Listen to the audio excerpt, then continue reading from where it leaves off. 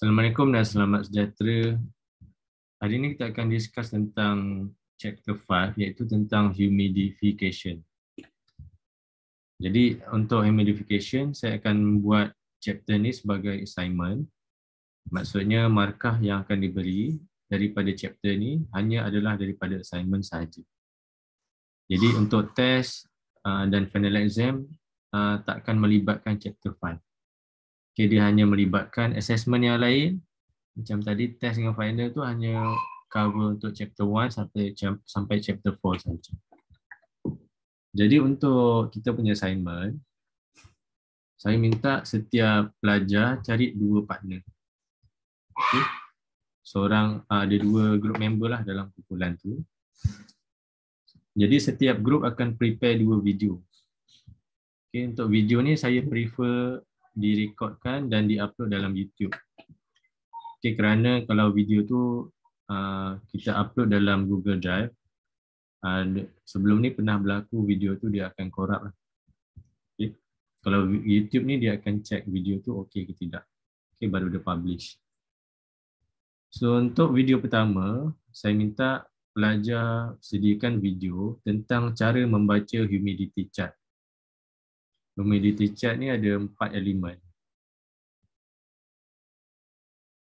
Okay, nanti kita akan discuss lah elemen dia apa. Ada elemen lain, sebenarnya ada 6 elemen, tapi yang lain tu sebenarnya tak penting lah untuk discussion kita. Okay. Yang kedua adalah video tentang 3 masalah berkaitan humidity chart.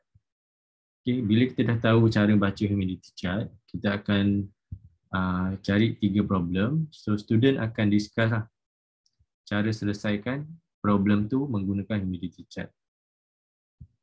So video ni saya minta kalau boleh ringkaskanlah 3 hingga 5 minit. Sama juga video pertama, cuba buat kurang 5 minit. Dan saya galakkanlah, macam saya sekarang recording guna Zoom. So saya galakkan pelajar pun record guna Zoom sebab dia punya storage dia sangat rendah. Okay. Kalau 15 minit saya rasa lebih kurang 50 MB sahaja. Okay. Dia tak sampai 100 MB. 100 MB tu besar. Kita nak upload nanti lambat.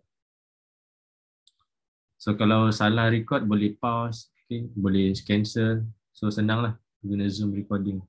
Button dia pun ada dekat atas saja. Jadi video ni cuba hantar sebelum final exam. Okay, saya bagi masa yang agak panjang lah, supaya tak clash dengan assignment lain. Kemudian awak punya calculation tu masukkan dalam satu Word file. Ataupun nak lagi mudah, gambar humidity chart yang awak dah conteng tu, awak ambil gambar dan calculation tu awak tulis dalam kertas kosong, kemudian ambil gambar juga dan convert semuanya kepada PDF dan compile, buat satu file, jangan banyak sangat file. Okay. Kemudian baru send kepada saya. Make sure tuliskan nama dengan nombor matrik lah supaya saya senang trace siapa punya kerja. So ni sekadar evidence saja. Okay. So tadi ada yang tanya untuk submit link video ni nak buat macam mana. So saya cadangkan nanti saya akan buat Google Form. Awak akan isi siapa ahli kumpulan awak dengan awak akan publish kat situlah awak punya video assignment. Okay, jangan over complicated sangatlah, buat yang simple. Okay. Tapi saya tak halang lah kalau student nak buat extra terpulang. Tapi saya cuba buat assignment ni secara simple. Jadi kita akan discuss 4 elemen sahaja tu. Okay, yang pertama kita ada dry bulb temperature.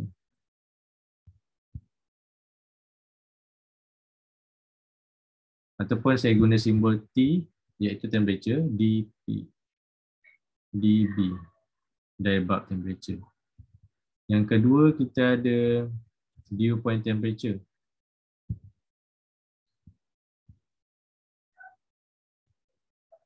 So sebab ada 2 kan temperature, so kita kena guna simbol lah lain. Dew point temperature saya guna dP. Kemudian kita ada specific humidity.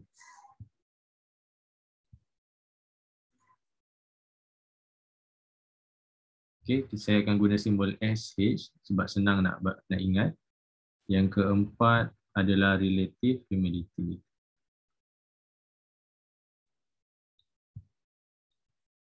Relative humidity saya buat RH. So yang kedua, yang dia sebenarnya ada 6 elemen tadi kan. Yang kelima dan keenam ni adalah saya tulis saja wet bulb temperature, iaitu TWB. Saya buat simbol yang mudah. Yang keenam adalah enthalpy. Okey, tak silap saya simbol dia adalah Q ataupun H.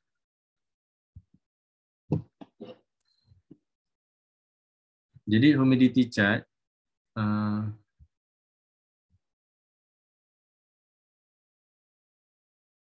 dia ada nama lain, iaitu psychometric chart.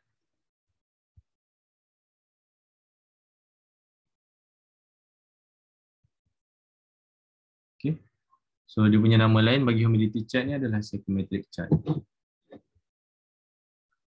So bentuk dia adalah bentuk ni. Okay. Bentuk humidity chart. Okay, dia bentuk macam graf tapi dia terpotong sebelah kiri. So saya akan gunakan satu video untuk mudahlah kita explain.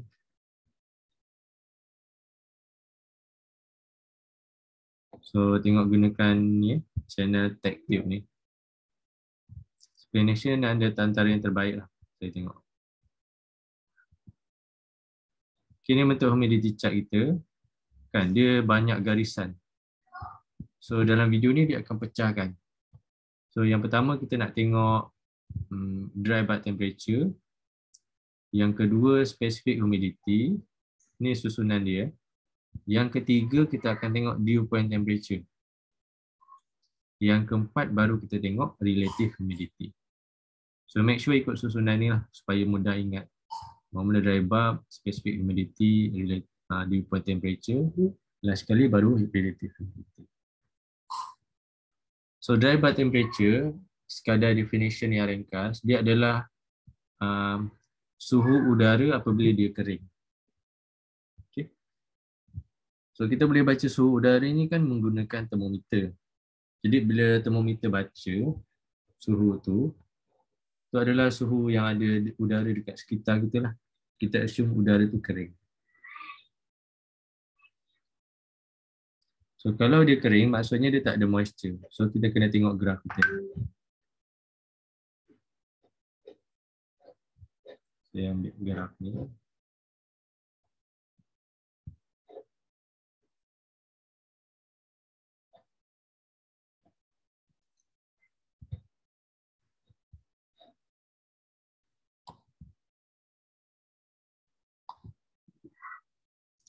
Okay, ni adalah kita punya humidity chart. Tapi kita tengah tengok part pertama dulu.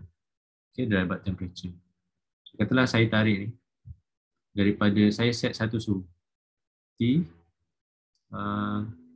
dB 70. So unit dry bulb temperature ni adalah dalam Fahrenheit. So make sure kena hati-hatilah. Okay, dipakai Fahrenheit. So kalau kita tak pasti berapa unit dalam Celsius, kita boleh convert. So kat tadi 70 kan. Kita set. So suhu dia 21. So kita boleh buat slash kat sini. So kita buat satu line, kita boleh buatlah sampai ujung ni, tak ada masalah. So biasanya kita akan set dua benda. Mula suhu. So untuk set kedua ni biasa kita akan set specific humidity dia berapa. So case kita saya setkan set dia sebagai 60. Specific humidity SH ya. 60. Jadi 60 ni maksud dia apa? 60 gram. 60 gram apa? Moisture. So bahagi dengan, dia ada unit bahagi. Kat sini dia guna pound, tapi sebenarnya kalau SI unit 1 kg. Okay, kita boleh tengoklah dekat psychometric chart ni, nampak. Kalau yang SI unit, dia punya adalah gram of moisture per kilogram of dry air. Ada dekat sini. Ini cuma contoh lah, saya assume dia adalah kg dulu. So kita dah ada dua parameter ni, baru kita boleh buat line 70 dengan 60.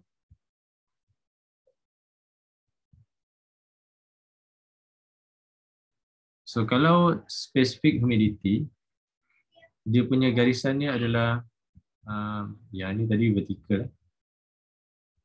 Dia macam ni bacaan ni. Kalau specific humidity, bacaan dia melintang. Kita baca macam ni. Ikutlah berapa banyak kita nak set. So dry bulb temperature kat bawah kan. Tapi kalau kita kata dia betul-betul kering, kita baca dekat sini lah, kosong.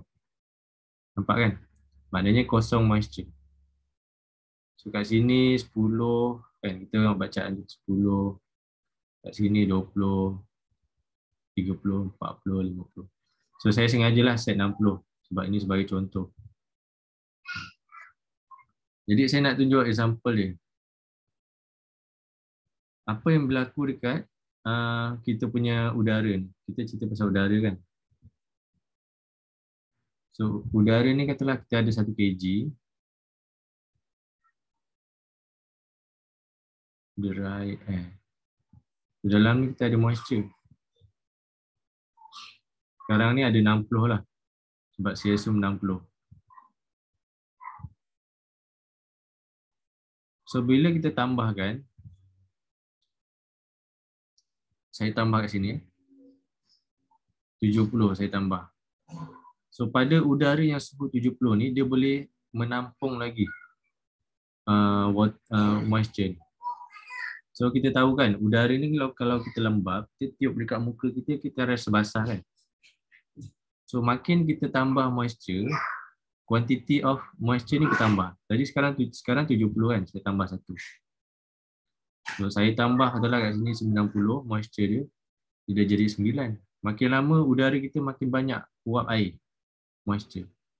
Sampai dekat maksimum dia adalah dekat line yang sengit, curve ni. So pada suhu 70, maksimum moisture kita boleh letak adalah 110.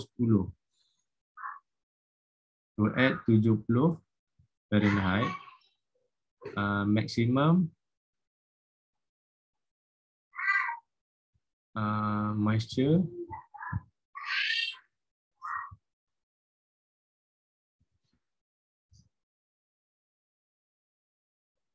ataupun SH maksimum adalah 110. So saya tak unit dia lah. So nanti boleh baca tepi ni kan. Tapi apa berlaku bila kita tambah lagi moisture ni? So dia akan bertukar jadi water. So bila kita tambah lagi, dia akan terus bertukar jadi water. Sebab kapasiti dia dah penuh. Dia ada 110. Katalah kat sini dia ada 110. Dalam ni dah penuh sangat air, dia jadi water. So itulah ada teori yang ketiga, iaitu tentang line. Line ni sempadan kita.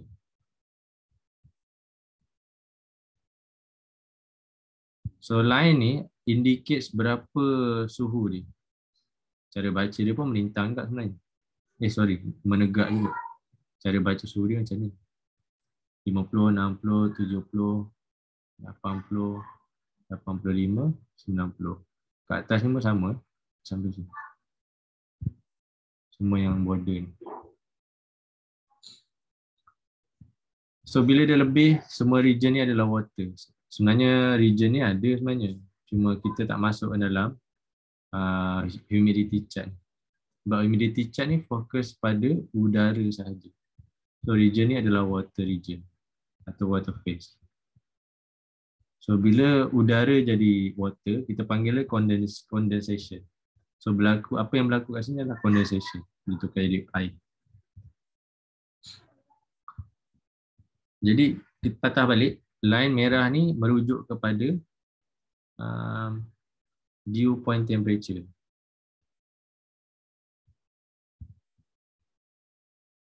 So kita boleh buat soalan, contoh kita set udara kita 70 Fahrenheit. Okay. Kemudian specific humidity dia 60 gram. Berapakah dew point pada condition ini? So kita boleh set lah soalan.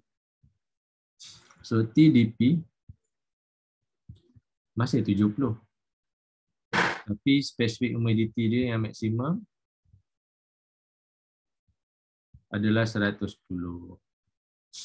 Okay, tadi kita dah buat ni.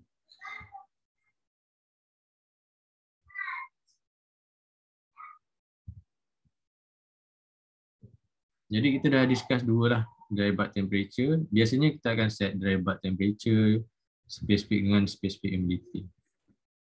Okey, dan ketiga tadi dew point temperature, suhu yang kita boleh baca apabila dia sentuh dekat line hujung. Okey, kalau dia belum sentuh line ni, kita belum kata dia adalah dew point temperature. Bila line di purple ni kita tarik sampai sentuh kat sini, baru kita panggil dia sebagai dew point temperature. Jadi yang keempat, yang ketiga. Okay, kita masih dalam dew point temperature lagi. Cuma dew point temperature yang kita buat kat sini adalah contoh apabila kita tambah moisture. Kita masih maintain temperature, kan? So kita maintain 70 Fahrenheit, kita tambah moisture. Tapi kita buat case yang lain. Kita tak nak tambah moisture sekarang. Okay? Kita maintain kita punya specific humidity, kita 60. Tapi kita cuba turunkan temperature. Apa yang berlaku? Okay. So graf kita asalnya ada dua ni, dua line. Okay. So bila kita turunkan temperature, nampak saya buat garisan temperature. Ni masih kat sini. 65, 60. Tapi kita maintain kan. Kita punya SH, specific humidity. So satu masa nanti bila kita sejukkan, suhu dia makin rendah. Sekarang ni 55. Bila dia sentuh line kat sini, titik ni. Ini titik maksimum lah, dia tak boleh nak pergi lagi sebab dah habis, tak ada nilai kat sini. So bila kita baca suhu dia 53 kan.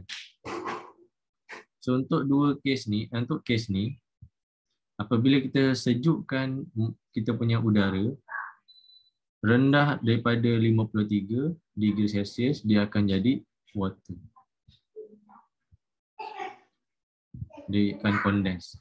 Okay, dalam bahasa dia akan jadi condense. Sebab kat sini semua region water kan, kita dah kata. Sini water. Dia tak boleh lebih. Kalau dia lebih ni, dia akan jadi water. Kat sini masih udara lagi.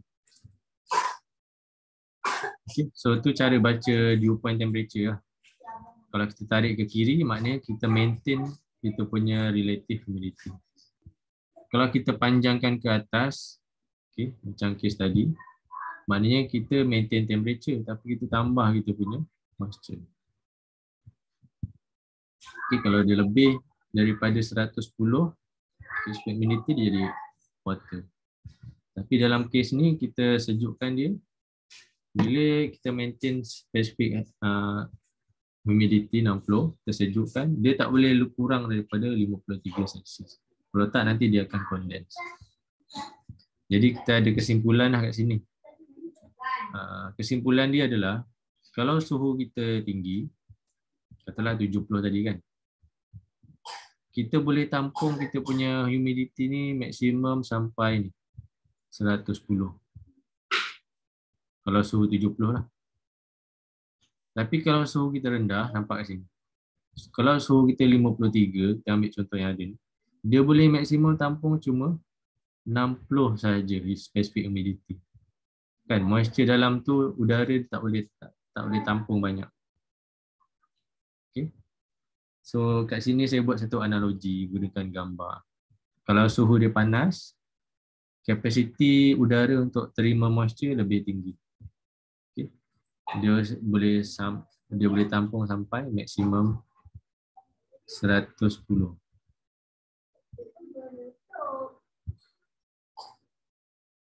Kalau suhu dia 53 Fahrenheit macam kes tadi, maksimum dia cuma adalah 60 saja. Itulah aplikasi.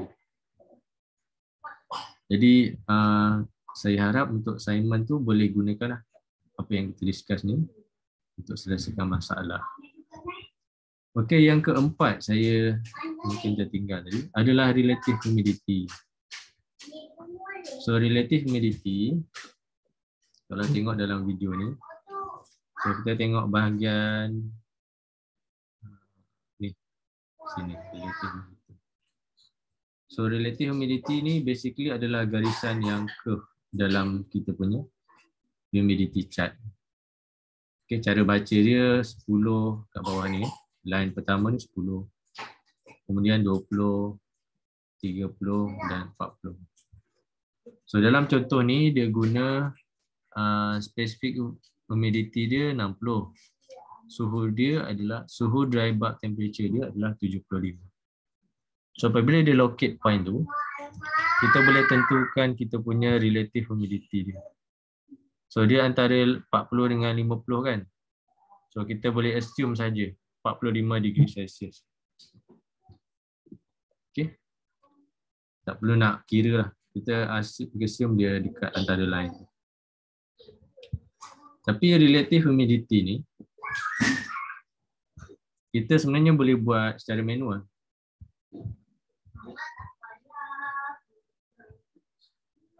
Okay. So kita ambil contoh yang tadi. Tadi kita punya suhu kita 70 kan. So saya buat kat sini.